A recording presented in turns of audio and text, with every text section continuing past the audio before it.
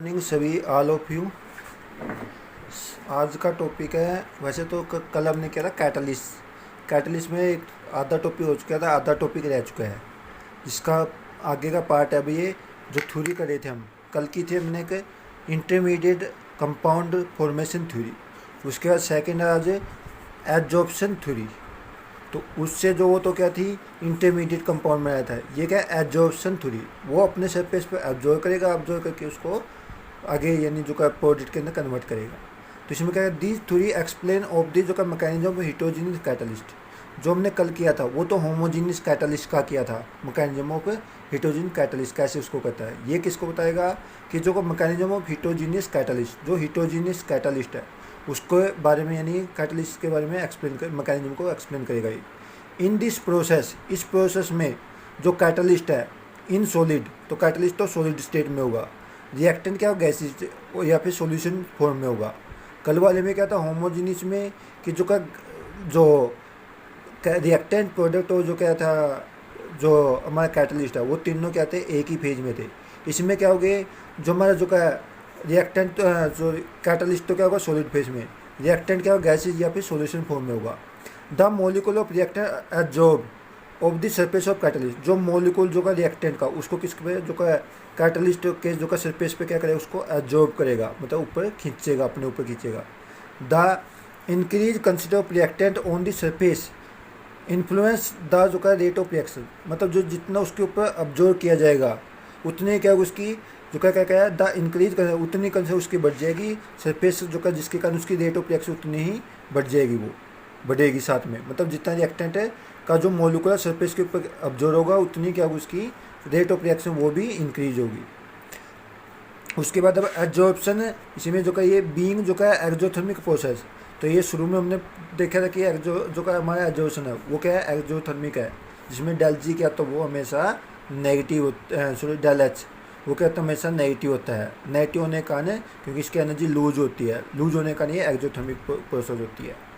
The heat of absorption is taken up by the surface of catalyst, जो इसकी heat होगी absorption की वो जो का सरफेस के कैटलिस्ट के सरफेस के ऊपर ली जाएगी, टेकन अप ली जाएगी उसको, which utilize the chemical activity of reactant molecule. तो ये क्या कर उसकी जो का केमिकल एक्टिविटी को, जो रिएक्टेंट मॉलिक्यूल उसको क्या करेगा, यूटिलाइज करेगा, मतलब उसको केमिकल रिएक्शन के अंदर कन्वर्ट करेगा, मतलब प्रोडक्ट के अंदर कन्वर्ट करेगा। The view does not explain specific of catalyst, इसको जो का स्पेसिफिक कैटलिस्ट के रूप में इसको नहीं बता सकते हम। तो इसके जो कुछ ये यानी ये था जो का ओल्ड ऑब्जर्वेशन थ्योरी। उसके बाद जो दोनों को मिक्स करके, जो पहले तो कहता है इंटरमीडिएट और दूसरा क्या है जो का एब्जॉर्प्शन, इन दोनों को मिक्स करके उसके बाद एक थ्योरी है जिसको हमने क्या कहा है, मॉडर्न ऑब्जर्वेशन थ्योरी का नाम देखा है, is combination of intermediate compound theory and जो का है ओल्ड ऑब्जर्वेशन थ्योरी। इन दोनों का क्या है, मिक्सर है ये। The catalyst activity localise on the surface of catalyst, तो जो का कैटलिस्ट के जो सरफेस पर तो जो क्या होगी ये एक्टिविटी लोकलाइज, मतलब उसके बीच में रिएक्शन होगी वो बताई जाएगी इसके अंदर। तो क्या आगे क्या है, द मैकेनिज्म इन्वॉल्व 5 स्टेप, तो जो हमारे इसका मैकेनिज्म होगा वो क्या होगा 5 स्टेप के अंदर होगा। तो पहला स्टेप क्या है, diffusion of reactant to the surface of catalyst, जो कोई भी गैस जो सरफेस के ऊपर कोई गैस का मॉलिक्यूल है या रिएक्टेंट उसका मॉलिक्यूल है उसको क्या करेगा, डिफ्यूज करेगा ये, तो उसके ऊपर अट्रैक्ट करेगा, तो डिफ्यूज होगा। उसके बाद क्या होगा आगे सेकंड स्टेप में क्या है, एब्जॉर्प्शन ऑफ रिएक्टेंट, क्या कहती है, absorption of reactant molecule on the surface of catalyst, जो रिएक्टेंट का मॉलिक्यूल है उसको क्या करेगा, अपने सरफेस के ऊपर क्या करेगा ये एब्जॉर्ब करेगा। पहला तो क्या था इसमें डिफ्यूजन और जो क्या कहता है रिएक्टेंट मॉलिक्यूल, मतलब उसको डिफ्यूज करेगा, मतलब बांटेगा, अलग अलग वो करेगा, मिक्स करेगा। अब दूसरा क्या है, absorption of reactant molecule on the surface of catalyst, उसको फिर अपने सरफेस पे क्या करेगा, एब्जॉर्ब करेगा, किसको, रिएक्टेंट मॉलिक्यूल जो कैटलिस्ट के सरफेस पर। उसके बाद occurrence of chemical reaction on the catalyst surface through the formation of intermediate, फिर क्या करेगा जो उसके बीच में यानी बॉन्ड बनाकर जो क्या है, क्या है अकरेंस ऑफ केमिकल रिएक्शन, उनके बीच में केमिकल रिएक्शन होगी, किसके बीच में, कैटलिस्ट एंड जो क्या है जो रिएक्टेंट मॉलिक्यूल है, surface through the formation of intermediate, वो क्या बनेगा, इंटरमीडिएट के अंदर कन्वर्ट होगा, मतलब पहले तो ऑब्जर्व करेगा फिर उसको इंटरमीडिएट के अंदर कन्वर्ट करेगा। उसके बाद जो आगे है डिजॉर्प्शन ऑफ रिएक्टेंट प्रोडक्ट, मतलब फिर क्या होगा, जो इंटरमीडिएट बनेगा वो किसके अंदर कन्वर्ट होगा, प्रोडक्ट के अंदर चेंज होगा। Away from the catalyst surface. फिर जो उसके प्रोडक्ट बनने के बाद उसको क्या जाए कैटलिस्ट के सरफेस से उसको अलग कर देगा। तो उसके बाद फिर आगे जो फिफ्थ पार्ट में क्या diffusion of reaction product always from the catalyst surface. जो हमारा डिफ्यूजन ऑफ रिएक्शन मतलब जो रिएक्शन होगी ये वो जो का प्रोडक्ट बनेगा from the catalyst surface, catalyst के सरफेस में बनेगा। तो ये 5 स्टेप में होगी। एक बार दोबारा रिपीट करें हमें। पहला स्टेप कहता है डिफ्यूजन ऑफ कहता है reactant molecule on the surface of gas. मतलब जो क्या होगा डिफ्यूज करेगा उसको पहले गैस के जो उसके मॉलिक्यूल को जो रिएक्टेंट मॉलिक्यूल को, दूसरा क्या एब्जॉर्ब करेगा उसको on the surface of catalyst. Third में क्या होगा अकरेंस ऑफ केमिकल रिएक्शन। जो केमिकल रिएक्शन होगी किसी भी जो केस पर होगी ये कैटलिस्ट के सरफेस पे होगी और क्या बनेगा इंटरमीडिएट बनेगा। इंटरमीडिएट बनाने के बाद जो फिर क्या होगा चौथे स्टेप में क्या डिजॉर्प्शन ऑफ रिएक्शन प्रोडक्ट। मतलब वो क्या प्रोडक्ट के अंदर चेंज करेगा रिएक्टेंट को प्रोडक्ट के अंदर, यानी जो का इंटरमीडिएट के द्वारा प्रोडक्ट में चेंज होगा अवे फ्रॉम द कैटलिस्ट और कैटलिस्ट के सरफेस से दूर कर देगा। और 5वें में क्या है diffusion of reactant product away जो का away from the catalyst surface. जब प्रोडक्ट बन जाएगा तो उसको क्या कर देगा उससे दूर हटा देगा, अलग कर देगा। अब इसको जो का एक नीचे भी थोड़ा डायग्राम सा बताया क्या, जैसे ये हमारे क्या रिएक्टेंट का कैटलिस्ट सरफेस है जो उसमें कुछ फ्रेश वैकेंसी होती है दिखाई गई इसमें। तो ए भी हमारे क्या रिएक्टेंट मॉलिक्यूल है।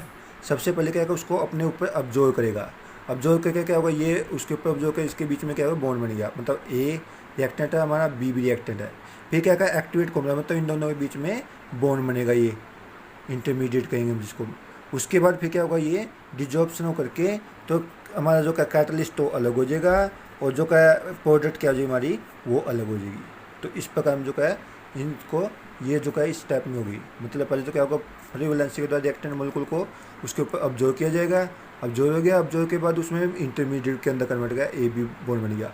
ए बी बॉन्ड बनने के बाद फिर क्या वो प्रोडक्ट अलग हो जाए, मतलब बॉन्ड टूट जाएगा उनके बीच का, वो ए बी प्रोडक्ट और ये कैटलिस्ट हमें जो होगा तो रीजनेट प्राप्त हो जाएगा। ठीक है, ये थी एब्जॉर्प्शन तो क्या थ्योरी। तो मॉडर्न एब्जॉर्प्शन थ्योरी मतलब इसमें 2 पार्ट में लेके पहले तो एब्जॉर्प्शन हेटेरोजेनियस के लिए, फिर इन दोनों को मिक्स करके एब्जॉर्प्शन तो मॉडर्न एब्जॉर्प्शन थ्योरी के नाम से दिया गया। अब उसके बाद आगे important feature of solid catalyst. कुछ सॉलिड कैटलिस्ट की कुछ इंपॉर्टेंट फीचर, कुछ बातें बताई गई है। सबसे पहले एक्टिविटी मतलब जो उसकी कितना क्रियाशील है या कितना वो है। तो क्या the ability of catalyst accelerate the chemical reaction. तो क्या कैटलिस्ट क्या करेगा जो कोई भी हमारे केमिकल रिएक्शन उसको क्या है एक्सलेट मतलब फास्ट करेगा। फास्ट करने की जो एबिलिटी उसको हम क्या कहते हैं एक्टिविटी के नाम से कहते हैं। तो इसी वजह जाता जो ट्रांजिशन मेटल है generally act as a heterogeneous catalyst. बहुत से हमारे रिएक्शन में क्या कहते हैं हिटोजिनस कैटलिस्ट का काम करते हैं। जैसे हमारे हाइड्रोजनेशन रिएक्शन होती है तो क्या दी तो क्या कैटलिक एक्टिविटी इंक्रीज फ्रॉम जो का ग्रुप 5 to 11। मतलब जो हमारे ट्रांजिशन मेटल कहाँ से कहाँ तक होते हैं 3rd से लेकर 12 ग्रुप तक होते हैं हमारे जो ये ट्रांजिशन मेटल। और जो इनमें एक्टिविटी किस में ज़्यादा होती है 5 से लेकर 11th में। और मैक्सिमम किस में होती है 6 से 7th 8 ग्रुप में सबसे ज़्यादा एक्टिविटी इन 3 ग्रुप में होती है 6 7 8 ग्रुप में जो कि उनकी एक्टिविटी सबसे ज़्यादा होती है हाइड्रोजनेशन कण के अंदर। तो ये था एक्टिविटी। अब सेकंड पॉइंट है इसमें सिलेक्टिव नाम से सिलेक्टिव किसी उसके रिएक्शन के लिए एक उसका चुनना कैटलिस्ट का चुनना। The ability of direct a reaction to yield particular product. मतलब किसी भी रिएक्शन के अंदर सीधे उसमें प्रोडक्ट के अंदर कन्वर्ट करने की जो एबिलिटी है उसको हम क्या कहेंगे सिलेक्टिविटी के नाम से कहेंगे हम इसमें।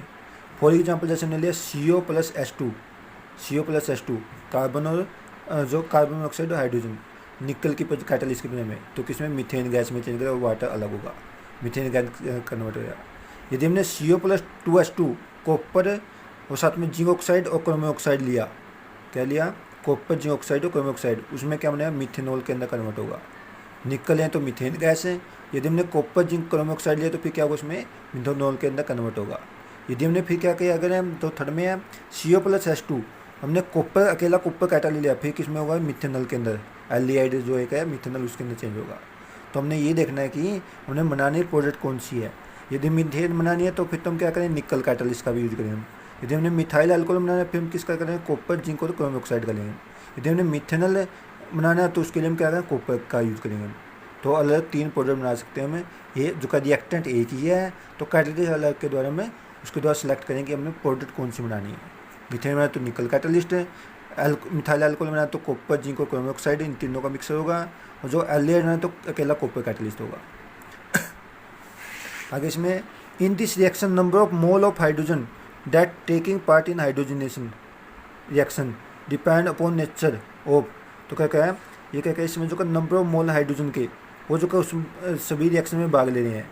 तो क्या जो का depend upon the nature of, तो कैटलिस्ट की नेचर पे डिपेंड करे कितने हाइड्रोजन के मोलिक्यूल। जैसे हमने पहले में देखोगे तो इसमें 1 मोल इसका मोल है, अगले में 2 मोल है, इसमें कितने 1 मोल है।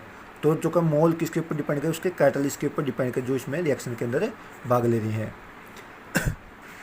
तो होगा इसका, तो क्या कैटलिस्ट रिजल्टिंग डिफरेंट प्रोडक्ट, और अलग अलग प्रोडक्ट के अंदर वो कन्वर्ट करेगा उसको। तो प्रोडक्ट अलग अलग बनाएगा जो उसके अनुसार जो हम कैटलिस्ट लेंगे हम। तो ये था सिलेक्टिविटी। तो सिलेक्टिविटी में क्या, तो दोबारा रिपीट कर देता हूँ मैं, जो का कोई भी हमने जो का रिएक्ट प्रोडक्ट में जो हमने प्रोडक्ट बनानी है उसके अनुसार हम कैटलिस्ट का यूज़ करेंगे, उसको क्या कहें सिलेक्टिविटी के नाम से कहते हैं। जैसे हमने क्या करनी है, मीथेन बनाया तो हमने निकल का यूज़ किया है, और जो का मिथाइल अल्कोहल बनाया तो कॉपर जिंक क्रोम ऑक्साइड का जिंक ऑक्साइड और क्रोम ऑक्साइड का यूज़ किया है। और जो का हमने मिथेनॉल बनाया तो हमने अकेला जिंक का उसका कॉपर का यूज़ किया, सॉरी कॉपर मेटल का यूज़ किया। तो उसके ऊपर डिपेंड करेगा हमने जो को कौन सी प्रोडक्ट बनानी है। तो होगा इसका तो ये तो इसकी कुछ फीचर है। उसके बाद एक शेप सिलेक्टिव कैटलिस्ट। तो कुछ जो का शेप सिलेक्टिव मतलब शेप के अनुसार उसको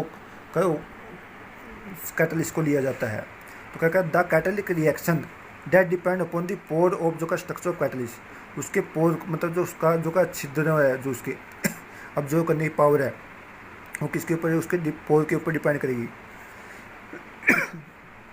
पोर स्ट्रक्चर ऑफ जो का catalyst and the size of reactant and product, और साथ में क्या करेगा जो पोर के ऊपर है साइज रिएक्टेंट का और प्रोडक्ट का। तो का molecule is called shape selective catalyst, उसको हम क्या कहेंगे शेप सिलेक्टिव। तो क्या दोबारा रिपीट कर रहा हूँ, जो कैटलिक रिएक्शन में तो उसका जो का depend upon the pore of का स्ट्रक्चर ऑफ कैटलिस्ट के जो पोर का साइज है स्ट्रक्चर है, एंड जो का दिस साइज ऑफ रिएक्टेंट और प्रोडक्ट मॉलिक्यूल, जो रिएक्टेंट और प्रोडक्ट के मॉलिक्यूल का जो साइज है is called shape selective catalyst, उसको हम क्या कहें शेप सिलेक्टिव कैटलिस्ट के नाम से कहें। तो जियोलाइट इसका जो ये इसको जियोलाइट भी कहते हैं शेप सिलेक्टिव को, और गुड शेप सिलेक्टिव कैटलिस्ट तो कहते हैं गुड शेप सिलेक्टिव कैटलिस्ट होते हैं। Because their honeycomb like structure, इनका स्ट्रक्चर क्या होता है जो हनी का मधुमक्खी का छत्ता होता है, हनी कम लाइक मधुमक्खी जो छत्ते जैसा का स्ट्रक्चर होता है। They are microporous aluminium silicate of general formula. इसका जो कहता है इसमें तो माइक्रोपोरस मतलब छोटे छोटे छिद्र होते हैं और जो कहते हैं एल्यूमिनियम सिलिकेट से मिलकर बने होते हैं, जिसका फॉर्मूला क्या है MxNaLO2x और SiO2MH2O।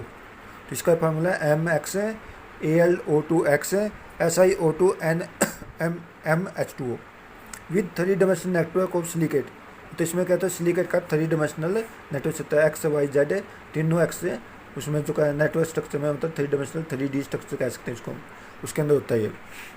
In which some silicon replace by aluminium atom होता है, तो सिलिकॉन का उसमें कुछ सिलिकॉन को हम किसके एल्यूमिनियम के द्वारा रिप्लेस कर देते हैं। तो का जो का जिसको हम किसके द्वारा बताते हैं हम गिविंग AlOSi फ्रेम नेटवर्क। तो क्या देंगे ये एल्यूमिनियम ओ इनके बीच में बॉन्ड बन जाएगा एल्यूमिनियम ऑक्सीजन और SI के बीच में। They are found in nature as well as synthesis of catalytic selectivity. तो ये कुछ नेचर में पाए जाते हैं और कुछ हम लैब के अंदर जाने सिंथेसिस भी कर सकते हैं कैटलिक सिलेक्टिविटी को। Let use as a catalytic heated in vacuum, इसको हम क्या करते हैं हीट करते हैं वैक्यूम के अंदर, उसके साथ उसको फिर कैटलिस्ट का यूज़ करते हैं।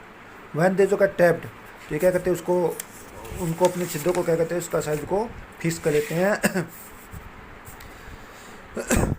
तो क्या कहेंगे वाटर कम आउट, जब इसमें से वाटर बाहर निकले तो वो कहते हैं छिद्रों को कर लेते हैं। जो क्या जियोलाइट बिकम जो का पोर्स वो छिद्रदार हो जाते हैं मतलब पोरस हो जाते हैं, इसको मॉलिक्यूल को अपने अंदर क्या कहते हैं खींच लेते हैं। The activity cage like structure, तो इसका जो एक्टिविटी है केज पिंजरे जैसा स्ट्रक्चर बन जाएगा जब इसमें से वाटर बाहर निकलेगा। Which are occupied by water molecule, और वाटर मोलिकुल को अपने ऊपर क्या कर लेते हैं खींच लेते हैं कर लेते हैं। बिकम जो का वैकेंट उनको क्या कहते हैं खाली कर देते हैं, जो वाटर मोलिकुल उसके ऊपर होते हैं उनको क्या कहते हैं वो खाली कर देते हैं। The size of pore generally varies between 260 picometer to 740 picometer. इसका जो साइज होता है वो कितना होता है 260 पिकोमीटर से लेकर तो कितना 740 पिकोमीटर के बीच में होता है इनके जो पोर का size. Only these molecule can observe in these pore whose size small उन्हीं मोलिकुल को अपने ऊपर ऑब्जर्व करेंगे जिसका साइज इनके बीच का होगा। टू एंटर दीज कैविटी, जो इस कैविटी के अंदर करेंगे कैन इजीली लिव इसको अंदर जो ऑब्जर्व करेंगे उसी को अपने ऊपर खींचेंगे, और जो इसको आसानी से छोड़ते हैं उन्हीं साइज के मोलिकुल को ही अपने ऊपर खींचेंगे। Zeolite are being very widely use as a catalyst petroleum industry, और जियोलाइट का यूज कहाँ करते हैं? पेट्रोलियम इंडस्ट्री के अंदर यूज किया जाता है। इसका क्या नाम है जो जियोलाइट का यूज करते हैं? GCM ZSM5 जियोलाइट है, जो का सीव मोलिकुलरिटी 5 का मतलब 500 पिकोमीटर, इसका ही यूज होता है इसमें। Which convert alcohol directly into gasoline, और ये क्या करता है? एल्कोहल को किसके अंदर? गैसोलीन के अंदर कन्वर्ट करता है। गैसोलीन कहता है पेट्रोल, तो एल्कोहल को पेट्रोल के अंदर कन्वर्ट करता है। By dehydrated to give a mixture of hydrocarbon, जो गैसोलीन में कहता है कि हाइड्रोकार्बन का मिक्सर होता है ये, उसको डिहाइड्रेट मतलब वाटर मोलिकुल बाहर निकाल कर उसमें से करते हैं। जैसे एक समझता कहिए X CH3OH, ये तो मिथाइल एल्कोहल हो गया। ZSM5 जियोलाइट, जो का जियोलाइट है, जो का क्या है? सीव्स मोलिकुलरिटी 500 तो CH2X कार्बिन, और जो का ये क्या हुआ? वाटर मोलिकुल को बाहर निकाल कर तो किस में चेंज करें? उसके डिहाइड्रेट करके गैसोलीन या पेट्रोल के अंदर कन्वर्ट करेंगे। किसको? मिथाइल अल्कोहल को। तो ये था इसका जियोलाइट सेफ सिलेक्टिव कैटलिस्ट। आज का टॉपिक इतना ही है, कल करेंगे हम एंजाइम कैटलिस्ट के बारे में। Thank you.